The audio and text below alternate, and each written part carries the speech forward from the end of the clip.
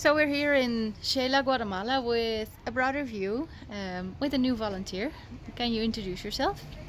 Yes, I am Mariam Tadros. I am from California.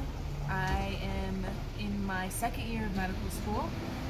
And yeah, Okay. And where did you volunteer this week? where? Where? I Yes. volunteered here in Shela in a clinic down the street. We worked with a lot of kids and a lot of locals, around the area. Yeah. And what were your daily tasks? Daily, usually I would work with the vaccinators, so I would help with the babies or with adults, giving vaccines, preparing vaccines, cleaning up. I also watched the consulting, so a lot of taking heights, weights, talking to patients about their health. Okay. What was the most memorable part of the volunteer experience this week? I think the most memorable part was with the host family. Every night we would eat dinner together with other students from Guatemala, and we would just talk about our lives and the differences from where they live and how they grew up versus me. And it exposed me to the culture of this area, and it was a lot of fun. Okay. So tell me a little bit about your accommodations. Yes, so my host family was a mother and her daughter, and there were two other students who were medical students as well from Guatemala. They all only spoke Spanish except for the daughter who was taking English lessons. But every day we would eat breakfast, lunch, and dinner together.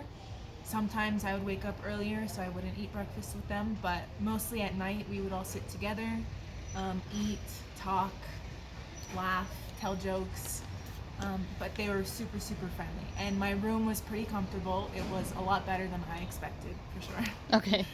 Did you have a favorite meal that you tried this week?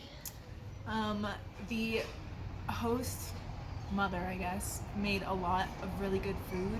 I think my favorite though was the beans, which is unexpected because I don't really like beans, but it was very, very good. And she made it like maybe every other day because it's a big part of their meals. So it was really good. Okay. And you also took Spanish lessons? How was that? I did. The Spanish lessons were very, very useful. When I first came here, I knew very little Spanish. So my first day at the clinic was kind of rough because I didn't know how to communicate or what they were saying. But as the days went on and I learned more Spanish, I told my teacher specific words that I hear so she could translate them for me and tell me like different phrases I could say or different phrases I might hear. And that helped a lot with communicating in the clinic and also with the host family. Yeah. And a nice location, right? Yes, very nice location. um, what did you do in and around Shela in your free time?